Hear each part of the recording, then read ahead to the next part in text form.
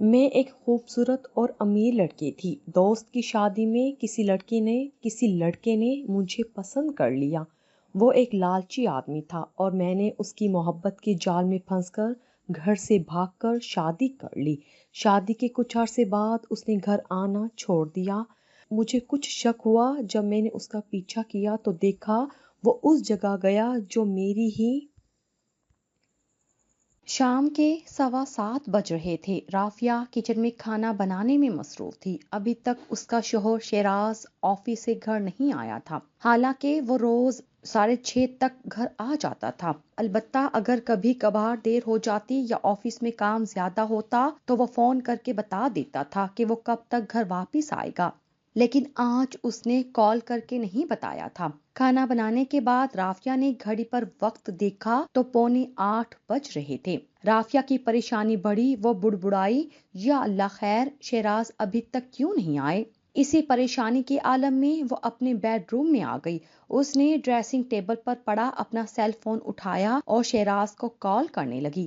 دوسری طرف مسلسل بیل جاتی رہی لیکن شیراز نے کال ریسیو نہ کی۔ اب تو رافعہ کی حالت دیکھنی تھی۔ اس کے جسم میں کپاہٹ طاری ہو چکی تھی اور دماغ میں طرح طرح کے خیالات آ رہے تھے۔ اس نے ایک بار پھر نمبر ملایا اور سیل فون کان سے لگا کر کمرے میں ٹہلنے لگی۔ اس کے چہرے سے پریشانی واضح تھی۔ شیراز، آپ فون کیوں نہیں اٹھا رہے؟ پلیز فون اٹھائیں۔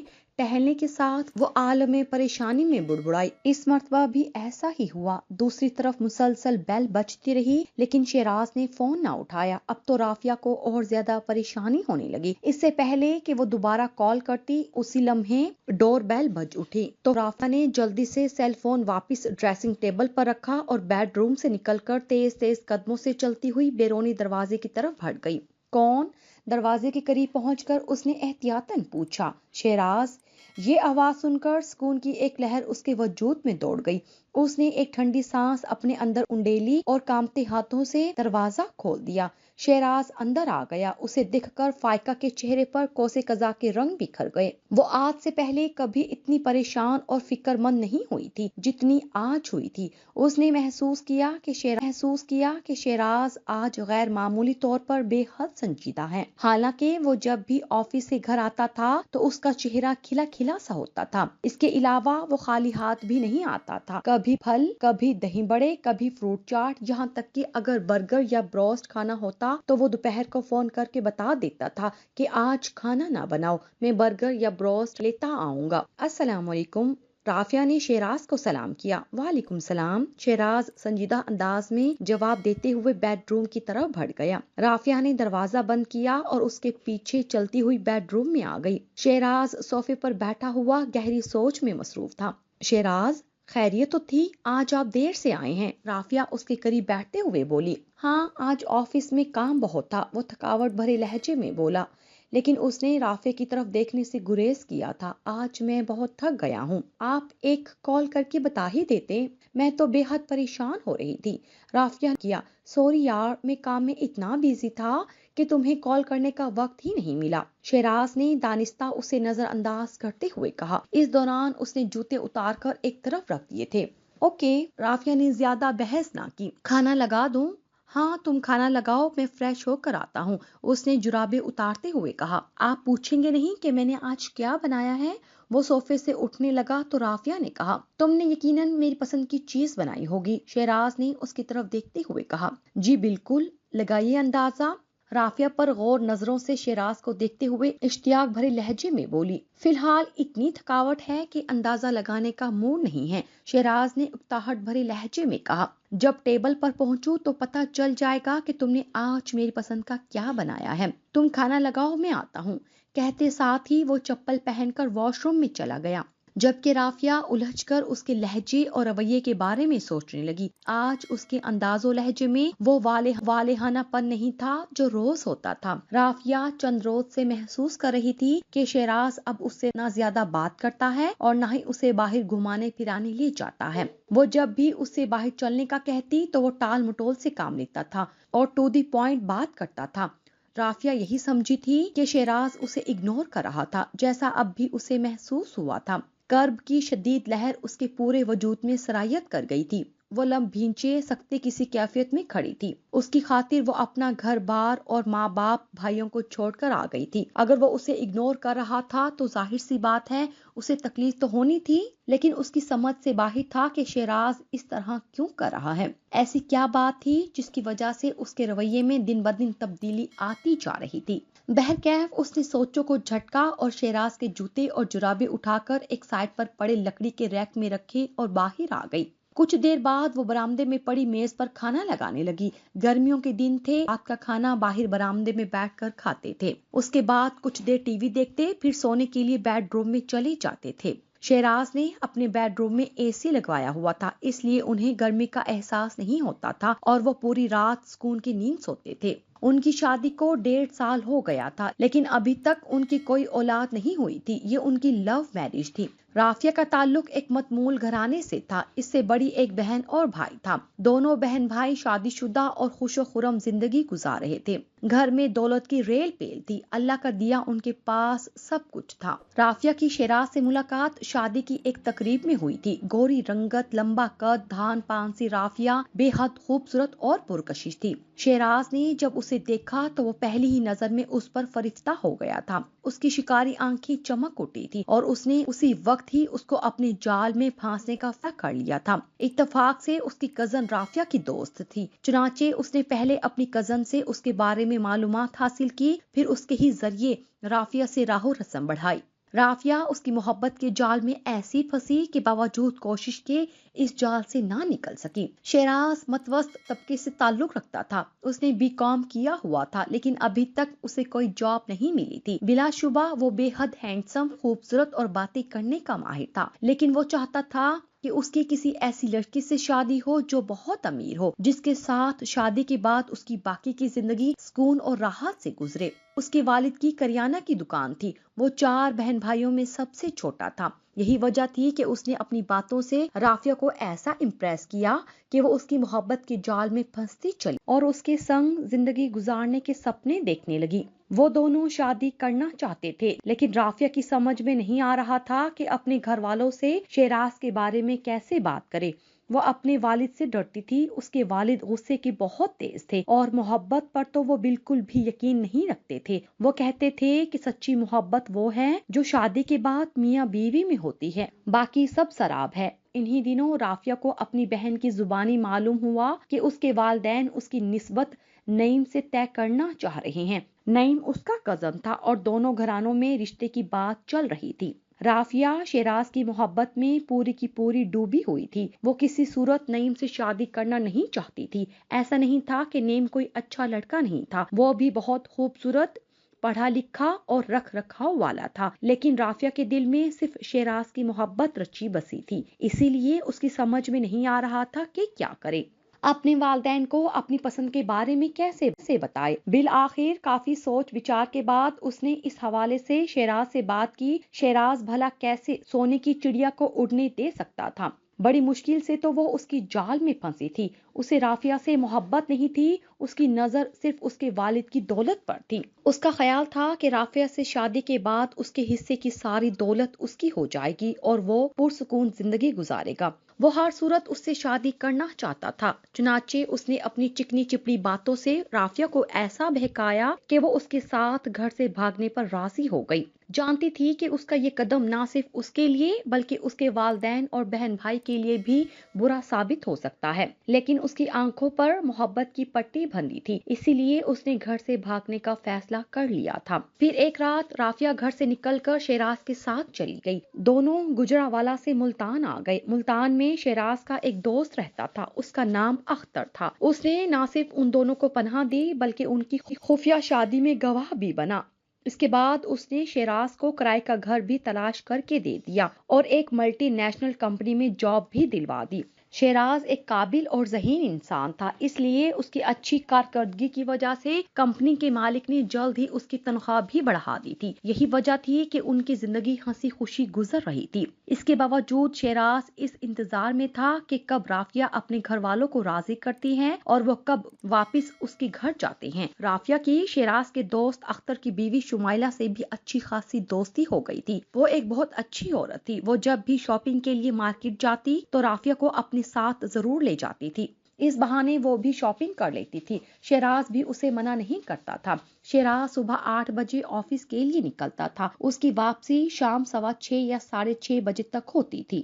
اس کے گھر آنے سے پہلے ہی رافیہ رات کا کھانا تیار کر لیتی تھی، پھر وہ دونوں باتیں کرتے کھانا کھاتے تھے۔ شیراز کو اولاد کی بہت چاہ تھی۔ دونوں میاں بیوی نے اپنے ٹیسٹ کروائے تھے، وہ دونوں میڈیکلی طور پر فٹ تھے، بس اللہ کی طرف سے دیر تھی۔ رافیہ کو اپنے گھر والے بھی بہت یاد آتے تھے۔ اس نے ان سے کئی بار رابطہ بھی کیا تھا، لیکن کوئی بھی اسے بات نہیں کرنا چاہتا تھا۔ اس کی امی تو اسے بے حیا، بے غیرت جیسے القابات سے نواز دیا تھا۔ اس کے ابو نے یہاں تک کہہ دیا تھا، تم ہمارے لیے مر چکی ہو، تم نے ہمیں سر اٹھانے کے قابل نہیں چھوڑا، ہمارا تم سے کوئی رشتہ نہیں ہے، آئندہ کبھی ہمیں فون کرنے کی کوشش نہ کرنا۔ اس روز کے بعد رافیہ کو اپنے گھر دوبارہ فون کرنے کی جرأت نہ ہوئی۔ اب بھی کوئی دن ایسا نہ گزرتا تھا جب وہ اپنے والدین کو یاد نہ کرتی ہو۔ کبھی کبھی وہ پچھتاتی بھی تھی کہ وہ شیراز کی چکنی چپی باتوں میں آ کر کیوں بہک گئی تھی، کہ گھر سے نکلنے جیسا برا قدم اٹھانے پر مجبور ہو گئی تھی۔ کاش وہ ایسا نہ کرتی، وہ اپنے ماں باپ کی عزت خاک میں نہ ملاتی، لیکن جو ہونا تھا وہ تو ہو چکا تھا۔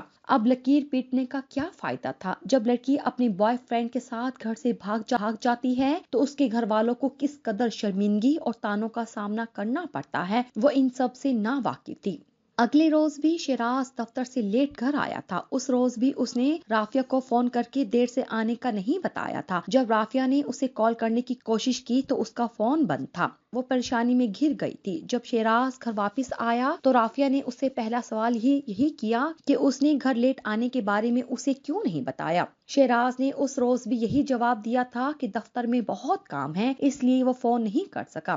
ساتھ ہی اس نے اسے باور کروا دیا تھا کہ آفس میں کام بہت بڑھ گیا ہے، اس لیے اب وہ روز ہی لیٹ آیا کرے گا۔ وہ اس کا انتظار کرنے کی بجائے کھانا کھا لیا کرے، کیونکہ وہ آفس سے کھانا کھا کر آیا کرے گا۔ اس روز بھی وہ کھانا کھا کر آیا تھا، اس لیے اس نے رافیہ کے ساتھ کھانا نہیں کھایا تھا، البتہ چائے اکٹھی پی تھی۔ شیراز، یہ کام کا بوجھ کب کم ہوگا؟ چائے پینے کے دوران رافیہ نے شیراز سے استفسار کیا۔ ابھی کچھ نہیں کہہ سکتا، شیراز نے چائے کا آخری سپ لینے کے بعد خالی کپ میز پر رکھتے ہوئے جواب دیا، بلکہ مجھے یاد آ گیا، میں 2-3 روز کے بعد دفتر کے کام کے سلسلے میں لاہور جا رہا ہوں، اس لیے تم میرے پیچھے پریشان مت ہونا۔ رافیہ بے اختیار چونکی۔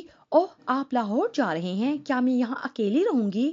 پریشان کیوں ہوتی ہو؟ شیراز نے کہا، میں اختر سے بات کروں گا، شمائلہ بھابی یہاں آتی رہیں گی۔ میں اختر سے درخواست کروں گا کہ جب تک میں واپس نہیں آؤں گا وہ یہیں رہیں۔ آپ کتنے دنوں کے لیے لاہور جا رہے ہیں؟ رافیہ نے کپ میز پر رکھ کر پوچھا۔ اس کے لہجے میں تشویش، اداسی اور پریشانی کے ملے جلے تاثرات تھے۔ شاید 2 ہفتے لگ جائیں، اس نے اندازاً بتایا تو رافیہ نے ہونٹ بیچ لیے۔ 2 ہفتے؟ ہاں تو، رافیہ اداس لہجے میں بولی۔ اگر آپ اکیلے جا رہے ہیں تو مجھے بھی ساتھ لے چلیں، آپ کے بغیر میں یہاں کیسے رہوں گی؟ شیراز چند لمحے اس کی طرف دیکھتا رہا، پھر اس نے اس کا ہاتھ اپنے ہاتھوں میں لیا اور مخمور لہجے میں بولا، جانتی ہو میں تم سے کتنی محبت کرتا ہوں، تمہارے بغیر میرا ایک ایک لمحہ کانٹوں پر گزرتا ہے، لیکن میں مجبور ہوں۔ تم جانتی ہو کہ آفس کے کام سے جانے سے انکار کرنا گویا اپنی نوکری داؤ پر لگانا ہے۔ اتنی اچھی جاب بار بار نہیں ملتی۔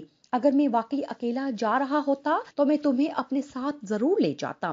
میرے ساتھ آفس کے 4 لوگ جا رہے ہیں، تم فکر مت کرو، میں تمہیں روز فون کرتا رہوں گا، پھر شمائلہ بھابی بھی ہوں گی تو تمہارا دل بہلا رہے گا۔ لیکن میرا دل آپ کے بغیر نہیں لگے گا، وہ لگاؤ سے بولی۔ آپ پلیز آفس والوں کو منع کر دیں۔ کیا ہو گیا ہے یار؟ شیراز جھنجھلاہٹ بھرے لہجے میں بولا۔ لگتا ہے تم مجھے نوکری سے برخاست کروانا چاہتی ہو۔ کون سا میں ہمیشہ کے لیے لاہور جا رہا ہوں؟ صرف 2 ہفتوں کی ہی تو بات ہے، پلیز سمجھو میری بات۔ رافیہ کے دل میں بے چینی پیدا ہو گئی تھی۔ شیراز کا 2 ہفتوں کے لیے دور جانا اسے سوہانے روح لگ رہا تھا، لیکن وہ جانتی تھی کہ ورکر کو آفس کے کام سے دوسرے شہروں میں جانا پڑتا ہے۔ انکار کی صورت میں جاب داؤ پر لگ جاتی ہے۔ چونکہ وہ بھی جاب کر چکی تھی اس لیے یہ بات سمجھتی تھی۔ اس نے حامی بھرتے ہوئے کہا، ٹھیک ہے شہراز، لیکن اگر کام جلدی ہو جائے تو آپ جلدی واپس لوٹ آئیے گا۔ اوکے، شیراز نے زیر لب مسکراتے ہوئے کہا اور ساتھ ہی اس کا ہاتھ چھوڑ دیا۔ کل تم تیار رہنا، میں آفس سے جلدی آؤں گا، پھر ہم اختر کے گھر چلیں گے تاکہ شمائلہ بھابی کو یہاں بھیجنے کے حوالے سے بات کر سکیں۔ رافیہ نے محض اسبات میں سر ہلا دیا، لیکن اس کے چہرے پر اداسی اور پریشانی ہنوز برقرار تھی، جسے شیراز بھی نظر انداز نہیں کر سکا تھا۔ شمائلہ خود تو رافیہ کے پاس رہنے نہیں آئی، لیکن اس نے اپنی ملازمہ کی ماں کو اس کے پاس بھیج دیا تھا۔ اس کا نام سکینہ تھا اور اس کی عمر 50 کے لگ بھگ تھی۔ وہ باہر کے سارے کام کر دیا کرتی تھی، جبکہ گھر کی صفائی ستھرائی اور کھانا پکانے کا کام رافیہ خود کرتی تھی۔ رافیہ نے کبھی سکینہ سے ملازموں والا برتاؤ نہیں کیا تھا، وہ اسے گھر کا ایک فرد ہی سمجھتی، ساتھ ایک ہی ٹیبل پر بٹھا کر کھانا کھلاتی تھی۔ سکینہ بھی اس کے رویے پر بہت خوش تھی اور اٹھتے بیٹھتے اسے دعاؤں سے نوازتی تھی کہ اللہ اس کی جلد گودہری کرے۔ شیراز رافیہ کو 2 ہفتوں کے لیے لاہور جانے کا کہہ کر گیا تھا، لیکن اسے لاہور گئے 3 ہفتے ہو گئے تھے۔ اس دوران اس سے رافیہ کا 2 یا 3 مرتبہ ہی رابطہ ہوا تھا۔ ہر بار اس نے یہی کہا تھا کہ کام کی زیادتی کی وجہ سے اسے مزید کچھ روز کے لیے رکنا پڑے گا، اس لیے وہ پریشان نہ ہو۔ رافیہ نے اس کی مجبوری سمجھی اور خاموش رہی، لیکن اس نے شیراز کو باور کروا دیا کہ وہ اس کے بغیر بہت اداس ہے، اس لیے وہ واپس آنے کی جلد از جلد کوشش کرے، ورنہ وہ خود لاہور پہنچ جائے گی۔ اس روز بھی جب رافیہ کی شیراز سے بات ہوئی تو اس نے پہلے والی بات کی کہ اگر وہ واپس نہ آئے تو وہ خود لاہور پہنچ جائے گی۔ جان، تمہیں لاہور آنے کی کوئی ضرورت نہیں ہے، شیراز نے اس کی پریشانی سمجھتے ہوئے کہا۔ میرے ساتھ دفتر کے ساتھی ہیں، میں تمہیں کہاں ٹھہراؤں گا؟ پلیز میری پوزیشن سمجھنے کی کوشش کرو۔ اوکے، نہیں آتی میں لاہور۔ رافیہ زیر لب مسکرائی۔ شیراز کو تنگ کر کے اسے مزہ آتا تھا، لیکن اب آپ مجھے حتمی بتائیں کہ آپ واپس کب آئیں گے؟ حتمی طور پر کچھ نہیں کہہ سکتا، شیراز نے جواباً کہا، لیکن وعدہ ہے کہ جیسے ہی کام ختم ہوا میں واپسی کی ٹکٹ کروا کر نکل پڑوں گا۔ اس کے بعد ان کے درمیان چند مزید باتیں ہوئی، پھر شیراز نے رابطہ منقطع کر دیا۔ دوسرے روز صبح 7 بجے رافیہ نے شیراز کو کال کی تو اس کا نمبر بند جا رہا تھا۔ اس نے سوچا کہ وہ ابھی سو رہا ہوگا، خود کو تسلی دے کر وہ مطمئن ہو گئی۔ پھر اس نے اگلے دن کال کی تو تب بھی اس کا نمبر بند جا رہا تھا۔ کئی بار کوشش کرنے کے باوجود جب شیراز سے رابطہ نہ ہو پایا تو پریشانی دامنے گیر ہوئی، یہاں تک کہ دوپہر ہو گئی۔ اللہ خیر کرے، وہ فون میز پر رکھ کر بڑبڑائی۔ سکینہ بھی قریب بیٹھی سبزی کاٹ رہی تھی۔ اس نے جب رافیہ کو پریشان دیکھا تو گویا ہوئی، بی بی جی خیریت تو ہے نا؟ رافیہ نے چونک کر اس کی طرف دیکھا، پھر بولی شیراز کا فون بند جا رہا ہے، اس لیے پریشانی ہو رہی ہے۔ پریشان نہ ہو، سکینہ نے تفہیمی انداز میں کہا، ہو سکتا ہے وہ کام میں مصروف ہو، اس لیے انہوں نے فون بند رکھا ہو۔ سکینہ کی بات سے رافیہ کو کچھ ڈھارس بھری تھی، لیکن پریشانی ہنوز اس کے چہرے پر آیا تھی۔ اس پر عجیب سی اضطراری کیفیت طاری تھی جسے وہ خود بھی سمجھنے سے قاصر تھی۔ اس کے پاس شیراز کے کسی کولیگ کا نمبر بھی نہیں تھا، ورنہ وہ اسے فون کر کے معلوم کر لیتی۔ اس طرح اس کی پریشانی ختم ہو جاتی۔ بالآخر اس کی پریشانی رات کے 8 بجے ختم ہوئی جب اس کا رابطہ شیراز سے ہوا۔ وہ شکوہ کرتے ہوئے بولی، شیراز آپ کا فون کیوں بند تھا؟ جانتے ہیں میں کتنی پریشان تھی، ایک ایک پل انگاروں پر لوٹ رہی تھی کہ کہیں آپ کو خدا نہ خواستہ کچھ ہو نہ گیا ہو۔ شیراز نے بے ساختہ کہکا لگایا، سوری جان، دراصل آج دفتری کام کے سلسلے میں اتنا مصروف تھا کہ فون چارج کرنے کی بھی فرصت نہیں ملی۔ ابھی ہوٹل آیا ہوں تو دیکھا کہ فون آف ہے۔ میں جانتا تھا کہ سیل فون بند ہونے کی وجہ سے تم پریشان ہوگی، اس لیے پہلی فرصت میں تمہیں کال کی۔ اس کی بات سن کر رافیہ نے لمبی اور پرسکون سانس کھینچی۔ اس کے چہرے پر بھی اطمینان پھیل گیا تھا۔ پلیز آپ اپنا فون چارج رکھا کریں، وہ نرم لہجے میں بولی۔ جو حکم آپ کا۔ شیراز کی شوخ آواز اس کی سماعتوں سے ٹکرائی تو وہ بھی زیر لب مسکرائی۔ اور کوئی بات ہے کرنے والی؟ دراصل میں بے حد تھکا ہوا ہوں، سونا چاہتا ہوں۔ اچھا ٹھیک ہے، رافیہ نے کہا، بس یہ بتا دیں کہ آپ کی واپسی کب ہے؟ بس کچھ دن اور، شیراز نے پرسوچ انداز میں جواب دیا۔ مثلاً کتنے دن اور؟ شاید 4 روز۔ ٹھیک ہے، میں شدت سے انتظار کر رہی ہوں۔ اوکے، اللہ حافظ۔ رافیہ نے بھی اللہ حافظ کہا تو دوسری طرف سے رابطہ منقطع ہو گیا۔ اس نے سیل فون ٹیبل پر رکھا اور ایک گہری سانس بھر کر ٹی وی کی طرف متوجہ ہو گئی۔ شیراز سے بات کر کے اس کی ساری پریشانی دور ہو گئی تھی اور اب وہ سکون سے سو سکتی تھی۔ ٹھیک 4 روز بعد شیراز کی واپسی تھی۔ تقریباً 1 مہینہ بعد رافیہ اس کی شکل دیکھ پائی تھی۔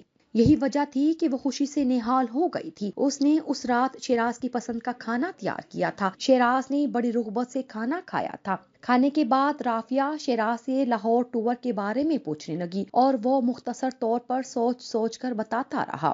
شب و روز اپنے معمول کے مطابق گزرتے رہے۔ 1 ہفتے تک تو شیراز شام کو وقت پر آتا رہا، لیکن اس کی روٹین پھر بدلنے لگی، وہ پھر لیٹ آنے لگا۔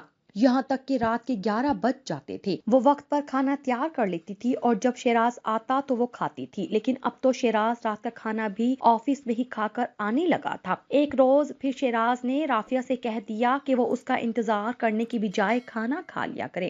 رافیہ کو شیراز کے بغیر کھانا اچھا نہیں لگتا تھا، لیکن آخر کیا کرتی، زندہ رہنے کے لیے کھانا پینا بھی تو ضروری تھا، اسی لیے وہ چند لقمے زہر مار کر لیتی تھی۔ اس بات کو شیراز نے بھی محسوس کیا تھا، لیکن اس نے رافیہ سے بات نہیں کی تھی۔ اس کا انداز ایسا تھا جیسے اسے پرواہ ہی نہ ہو کہ رافیہ کھانا کھاتی بھی ہے یا نہیں، یا اگر کھاتی ہے تو کم کیوں کھاتی ہے۔ یہ چند روز قبل کی بات تھی۔ اس روز شیراز آفس سے گھر جلدی آ گیا تھا۔ آتے ہی اس نے رافیہ سے کہا، رافیہ میرا سوٹ کیس تیار کر دو، کیا آپ کہیں جا رہے ہیں؟ رافیہ کو حیرت ہوئی۔ ہاں، اس نے سر کو جنبش دیتے ہوئے جواب دیا، آج پھر مجھے آفس کے کام کے سلسلے میں لاہور جانا ہے، اس لیے آج گھر جلدی آیا ہوں۔ کیا؟ رافیہ نے ہونٹ کھینچ لیے۔ میں جانتا ہوں تمہیں یہ سن کر افسوس ہوا ہے، تم مجھ سے دوری برداشت نہیں کر سکتی۔ شیراز اسے محبت پاش نظروں سے دیکھتے ہوئے بولا، لیکن کیا کروں میں بہت مجبور ہوں، یہ دفتری تقاضے ہوتے ہیں۔ میں نے اپنے باس سے کہا بھی تھا کہ مجھے اس بار لاہور نہ بھیجیں، پیچھے میری اکلوتی بیوی اداس رہتی ہے، لیکن انہوں نے میری ایک نہ سنی، حکم صادر کر دیا کہ نہیں، آپ کو آج رات ہر صورت لاہور جانا ہے۔ سو ان کی ماننا پڑی۔ رافیہ کے دل میں اداسی بھر گئی تھی۔ ایک بار پھر تنہا رہنے کا وقت آ گیا تھا۔ کتنے دنوں کے لیے جا رہے ہیں؟ شاید ایک ہفتے کے لیے، شیراز نے بتایا، لیکن میری کوشش ہوگی کہ میں جلد از جلد واپس آؤں۔ اکیلے جا رہے ہیں یا؟ شیراز نے اس کی بات کاٹی، نہیں، وہی 4 کلیگ بھی ساتھ ہیں۔ اچھا، اس نے سر ہلاتے ہوئے شیراز لاہور چلا گیا تھا اور وہ اپنے بیڈ روم میں تنہا تھی۔ وہ بیڈ کے ساتھ ٹیک لگائے گہری سوچوں میں غرق تھی۔ شیراز نے جانے سے پہلے اختر کو کہہ دیا تھا کہ وہ اپنی ملازمہ سکینہ کو اس کے گھر بھیج دے۔ سکینہ رات 8 بجے ہی آ گئی تھی اور وہ دوسرے کمرے میں سو رہی تھی۔ اس رات رافیہ کو ایک بار پھر شدت سے اپنے والدین اور بھائی یاد آئے تھے۔ اس کا دل کر رہا تھا کہ وہ ان کی آوازیں سنے، ان سے ملنے کا مطالبہ کرے، لیکن چاہنے کے باوجود بھی وہ ان میں سے کسی سے رابطہ نہیں کر سکی، کیونکہ انہوں نے اس کا نمبر بلاک کر دیا تھا۔ اس کے پاس دوسرا نمبر بھی نہیں تھا جس سے وہ ان سے رابطہ کرتی۔ سکینہ کے پاس بھی فون نہیں تھا، ورنہ وہ اس کے نمبر سے کال کرتی۔ اسی طرح ایک ہفتہ مزید گزر گیا اور شیراز کی واپسی نہ ہوئی اور نہ ہی اس نے رافیہ سے رابطہ کیا۔ رافیہ جب بھی اسے کال کرتی تو اس کا فون بند ہی ہوتا تھا۔ وہ اپنے دل کو یہی تسلی دیتی تھی کہ شاید وہ کام میں بیزی ہوگا، جب فری ہوگا تو اسے کال کر لے گا، لیکن اس کی یہ خوش گمانی ہی رہی۔ ایک ہفتے کی بات تھی، حسب معمول سکینہ سبزی لینے بازار گئی ہوئی تھی اور رافیہ گھر کی صفائی ستھرائی میں مصروف تھی۔ سکینہ کو گئے کافی دیر ہو گئی تھی۔ رافیہ نے گھڑی پر وقت دیکھا تو اسے گئے ہوئے کم از کم 40 منٹ ہو رہے تھے۔ وہ 15-20 منٹ میں سبزی لے کر آ جاتی تھی۔ سکینہ 1 گھنٹے کے بعد سبزی لے کر آئی تو رافیہ نے اس سے استفسار کیا، اماں کہاں رہ گئی تھی آپ؟ بہت دیر لگا دی آج آپ نے۔ بیٹا، راستے میں میری طبیعت خراب ہو گئی تھی، چکر آنے لگے تھے، اس لیے میں اپنی نند کے گھر چلی گئی تھی۔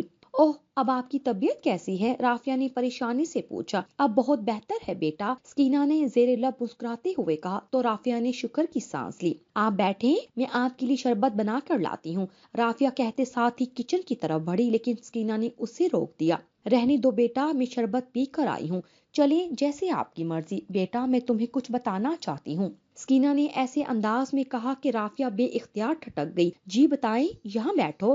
رافیہ ایک کرسی پر بیٹھ گئی، لیکن سکینہ کے لہجے میں ایسا کچھ تھا کہ رافیہ کو عجیب سا محسوس ہو رہا تھا، اسے کسی انہونی کا احساس ہوا تھا۔ بیٹا، آج میں نے تمہارے شوہر کو دیکھا ہے، سکینہ نے کہا تو رافیہ بے اختیار چونک پڑی۔ شیراز کو؟ ہاں بیٹا، تم نے صحیح سنا، سکینہ نے کہا۔ شیراز کے ساتھ ایک لڑکی تھی اور وہ دونوں ہنس ہنس کر باتیں کر رہے تھے۔ رافیہ کو یوں محسوس ہو رہا تھا جیسے سکینہ کی آواز اسے گہرے کنویں سے سنائی دے رہی ہو، اسے اپنے اندر ٹوٹ پھوٹ محسوس ہو رہی تھی۔ وہ دل گرفتگی سے بولی، یہ کیسے ہو سکتا ہے اماں، وہ تو لاہور میں ہیں، آپ کو یقیناً غلط فہمی ہوئی ہوگی۔ نہیں بیٹا، مجھے کوئی غلط فہمی نہیں ہوئی، سکینہ نے نفی میں گردن ہلائی اور یقین دلایا۔ میری نظریں بہت تیز ہیں، وہ شیراز ہی تھا، میری بات کا یقین کرو۔ رافیہ کو اپنے پیروں کے نیچے سے زمین کھسکتی ہوئی محسوس ہوئی۔ وہ کسی طور سکینہ کی بات ماننے کو تیار نہیں تھی، نہ ہی اس کا دل مان رہا تھا، وہ اسے دھوکہ نہیں دے سکتا تھا۔ اس نے فوراً ہی شیراز کو کال کی، لیکن حسب معمول اس کا نمبر بند جا رہا تھا۔ فون کھولے شیراز، مجھے آپ سے بات کرنی ہے۔ وہ بڑبڑائی۔ وہ بار بار کوشش کر رہی تھی لیکن شیراز کا فون مسلسل بند جا رہا تھا۔ پلیز شیراز فون کھولیں، مجھے وضاحت دیں وہ لڑکی کون ہے؟ وہ روحان سی ہو رہی تھی۔ بیٹا، تبھی سکینہ نے مداخلت کی، ہو سکتا ہے وہ شیراز بیٹے کی کوئی کزن ہو۔ نہیں اماں، وہ شیراز کی کزن نہیں ہو سکتی کیونکہ اس شہر میں ان کا کوئی رشتہ دار نہیں رہتا۔ فرض کریں اگر ان کا کوئی رشتہ دار ہوتا بھی تو انہوں نے مجھ سے یہ جھوٹ کیوں بولا کہ وہ لاہور جا رہے ہیں؟ ہو سکتا ہے وہ آج ہی واپس آیا ہو، سکینہ نے جواز پیش کیا۔ جب تک شیراز وضاحت نہیں دیں گے مجھے سکون نہیں ملنے والا، رافیہ بولی۔ سکینہ خاموش ہو گئی۔ اس دوران وہ شیراز کو بھی کال کرتی رہی تھی اور بالآخر اس سے رابطہ ہو ہی گیا۔ شیراز آپ کہاں ہیں؟ وہ جلدی سے بولی کہ مبادا شیراز فون ہی بند نہ کر دے۔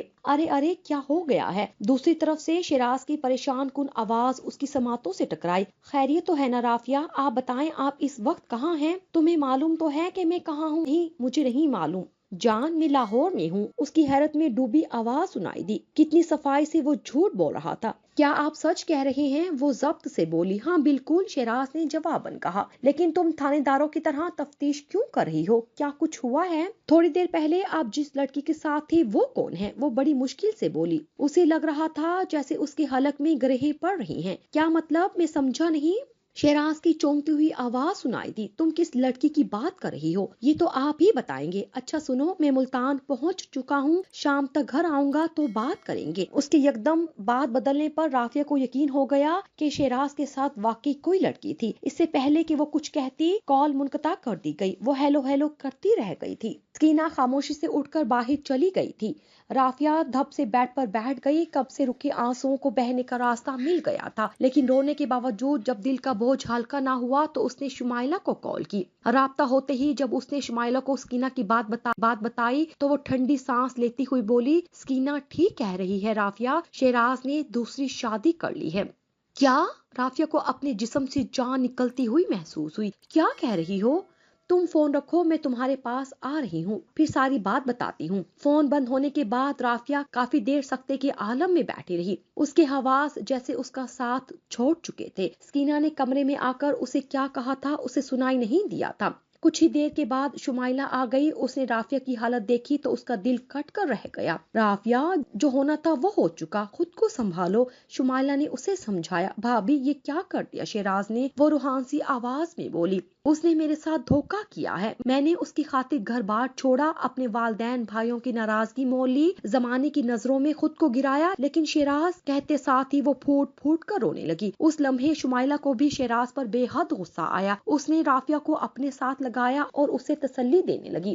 مجھے اختر نے ساتھ دیا ہے کہ تم دونوں نے گھر سے بھاگ کر شادی کی ہے۔ رافیہ، گھر سے بھاگ کر رشتے نہیں بنائے جاتے، شمائلہ ناصحانہ انداز میں بولی۔ ایسے رشتے کبھی پائیدار اور انمول نہیں ہوتے۔ ایسے اقدام اٹھانے سے پچھتاوے کے علاوہ کچھ نہیں ملتا۔ یہاں تک کہ والدین اور بہن بھائیوں سے بھی رشتے ناطے ٹوٹ جاتے ہیں۔ تم ٹھیک کہہ رہی ہو، رافیہ دل گرفتگی سے بولی۔ اس کی آنکھوں سے آنسو روا تھے۔ شیراز نے واقعی رافیہ کو دھوکے میں رکھا تھا کہ وہ لاہور جا رہا ہے۔ اس نے آفس میں یہ بہانہ بنا کر چھٹیاں لی تھی کہ اس کے والد کی طبیعت خراب ہو گئی ہے اور اسے اچانک سے راولپنڈی جانا پڑ گیا ہے۔ نکاح سے ایک ہفتہ پہلے ہی ماہین نے جاب چھوڑ دی تھی۔ ماہین اس کی کولیگ تھی اور آفس میں ہی ان دونوں کو ایک دوسرے سے محبت ہوئی تھی۔ وہ طلاق یافتہ تھی۔ وہ امیر زادی اور والدین کی اکلوتی بیٹی تھی۔ اس کے والدین کو بھی دونوں کے رشتے پر کوئی اعتراض نہیں تھا، اس لیے سادگی سے ان کا نکاح کر دیا گیا۔ وہ ہنی مون منانے مری گئے تھے ہوئی تھی۔ ایک مارکیٹ میں اختر نے انہیں دیکھ لیا تھا۔ اس نے شیراز سے ماہین کے متعلق استفسار کیا تو اس نے سر چکل دیا اور ساتھ ہی یہ درخواست بھی کی کہ وہ اس سلسلے میں رافیہ کو کچھ نہ بتائے۔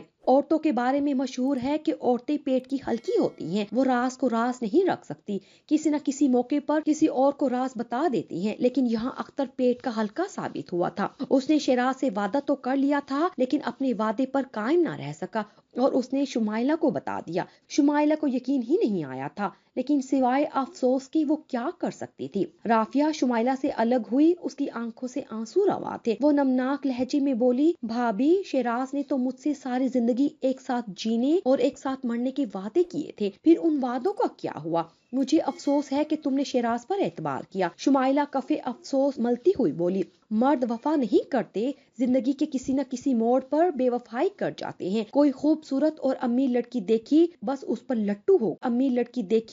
اس پر لٹو ہو گئے۔ کیا اختر بھائی بھی بے وفا ہیں؟ رافیہ نے استفسار کیا۔ میں سارے مردوں کی بات نہیں کر رہی، شمائلہ نے تصدیق کی۔ ایسے بھی مرد موجود ہیں جو اپنے وعدے کے پکے اور با وفا ہوتے ہیں، لیکن وہ نمک میں آٹے کے برابر ہوتے ہیں۔ اب میں کیا کروں بھابی؟ صبر، مجھ سے صبر نہیں ہوگا بھابی، تو پھر کیا کرو گی؟ میں شیراز سے فائنل بات کروں گی، رافیہ فیصلہ کن لہجے میں بولی تو شمائلہ نے ہونٹ بھینچ لیے۔ وہ جانتی تھی کہ عورت ہر دکھ غم برداشت کر سکتی ہے لیکن سوکن برداشت نہیں کر سکتی۔ وہ بہت حوصلہ مند عورتیں ہوتی ہیں جو سوکن کو برداشت کر لیتی ہیں، لیکن اتنا حوصلہ رافیہ میں نہیں تھا۔ شام کو شیراز گھر آیا تو رافیہ کے چہرے کے تاثرات دیکھ کر سمجھ گیا کہ اسے اس کی دوسری شادی کے بارے میں معلوم ہو گیا ہے۔ اسے کوئی شرمندگی یا پریشانی نہیں تھی، وہ تو شاید اس وقت کو پچھتا رہا تھا جب اس نے رافیہ سے شادی کی تھی۔ اس نے کیا سوچا تھا اور اس کے ساتھ کیا ہوا تھا؟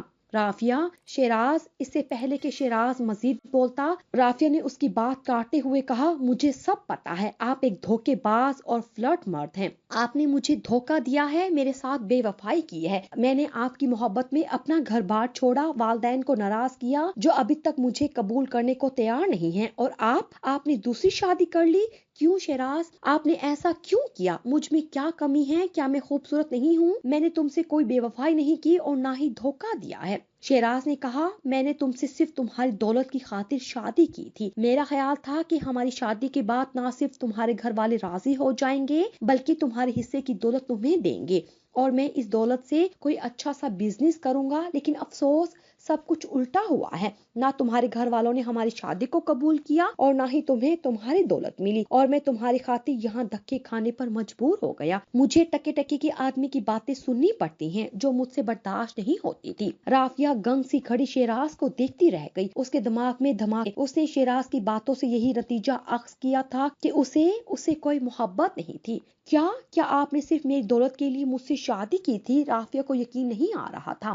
ہاں، شیراز نے اطمینان سے جواب دیا تو رافیہ صوفے پر گرنے والے انداز میں بیٹھ گئی۔ اسے اپنا سر چکراتا ہوا محسوس ہو رہا تھا۔ شیراز مزید بول رہا تھا، جانتی ہو تم میری دوسری بیوی ہو، تم سے پہلے بھی میں نے ایک امیر لڑکی سے شادی کی تھی لیکن وہ امیر نہیں تھی، اس نے اپنی امیری کا دکھاوا کیا تھا، میں نے اسے بھی چھوڑ دیا۔ تم سے شادی کر کے میں نے سوچا تھا کہ اب میری باقی کی زندگی سکون سے گزرے گی، لیکن نہیں، بالآخر میں نے ماہین سے شادی کر لی۔ وہ بہت امیر ہے، اس کے باپ کا بہت بڑا بزنس ہے جو اب میں سنبھالوں گا۔ کہتے ساتھ ہی اس کے چہرے پر طمانینت برس رہی تھی۔ رافیہ کو ایسے محسوس ہو رہا تھا جیسے وہ ابھی بے ہوش ہو کر صوفے سے زمین بوس ہو جائے گی۔ یہ انکشاف اس کے لیے سب سے بڑا دکھ تھا کہ شیراز نے اس سے پہلے بھی شادی کی تھی۔ شیراز، آپ کو ہم زندگیاں برباد کرنے سے پہلے کیا خدا کا خوف نہیں آیا تھا؟ رافیہ روتی ہوئی بولی، کیسا خوف؟ وہ استہزائیہ انداز میں بولا، میں کوئی غلط کام تو نہیں کر رہا۔ اپنے اچھے مستقبل کے بارے میں سوچنا اور اسے سنوارنا ہر انسان کا حق ہے۔ اگر میں نے ایسا سوچا اور کیا تو اس میں کیا گناہ ہے؟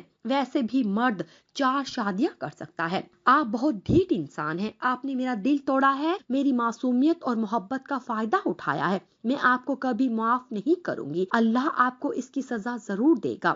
رافیہ خود کو سنبھالتے ہوئے بولی۔ اس نے دونوں ہاتھوں سے بے دردی سے آنکھوں سے نکلنے والے آنسو پوچھے تھے۔ بکواس بند کرو رافیہ، یکدم شیراز کا غصہ آ گیا۔ مجھے مجبور نہ کرو کہ میں تم پر ہاتھ اٹھا لوں، مرد کا تو کام ہی یہی ہے۔ وہ ترنت بولی، جب کچھ سمجھ میں نہیں آتا تو بیوی پر ہاتھ اٹھا دیتا ہے۔ اگر آپ مجھے مارنا چاہتے ہیں تو مار لیں، لیکن میں پھر کہہ رہی ہوں، میں آپ کو کبھی معاف نہیں کروں گی۔ میری بد دعا ہے کہ جو کچھ آپ نے میرے ساتھ کیا ہے، کسی اور لڑکی کے ساتھ کیا ہے، اللہ آپ کو اس کی سزا ضرور دے۔ شیراز کا ضبط کا پیمانہ لبریز ہو گیا تھا۔ رافیہ کی باتیں اسے طیش دلا رہی تھی، لیکن اس نے خود پر کنٹرول رکھا اور عالم ضبط میں بولا، تم جو کچھ کہنا چاہتی ہو کہہ لو، میں اب تم پر فیصلہ چھوڑ رہا ہوں۔ اگر تم میرے نکاح میں رہنا چاہتی ہو تو بتا دو، ورنہ میں تمہیں آزاد کرنے کے لیے تیار ہوں۔ مجھے آپ کے ساتھ نہیں رہنا، رافیہ فیصلہ کن لہجے میں بولی۔ آپ نے میرے ساتھ دھوکہ کیا ہے اور میں آپ جیسے دھوکے باز کے ساتھ زندگی گزارنا نہیں چاہتی۔ یعنی تم طلاق لینا چاہتی ہو؟ ہاں، مجھے طلاق چاہیے۔ اچھی طرح سوچ لو رافیہ، شیراز ڈھٹائی سے بولا۔ میں نے اچھی طرح سوچ لیا ہے، رافیہ نے ٹھوس لہجے میں کہا۔ آپ کے نکاح میں رہنے سے بہتر ہے کہ میں تنہا زندگی گزار لوں۔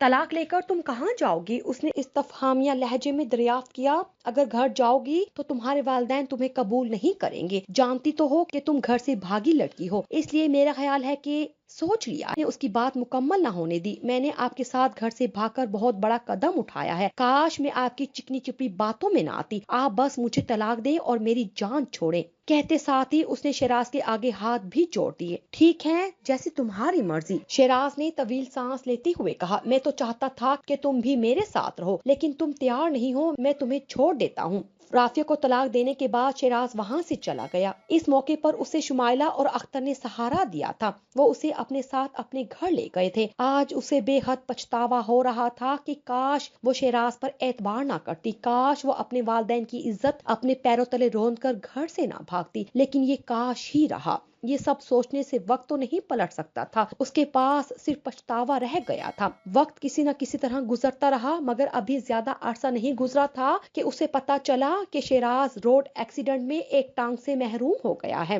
جبکہ اس کی بیوی ماہین زخمی ہو گئی تھی۔ رافیہ نے سوچا کہ شاید یہ قدرت کی طرف سے شیراز کو اپنے کیے کی سزا ملی ہے۔ بے شک اللہ بہتر انصاف کا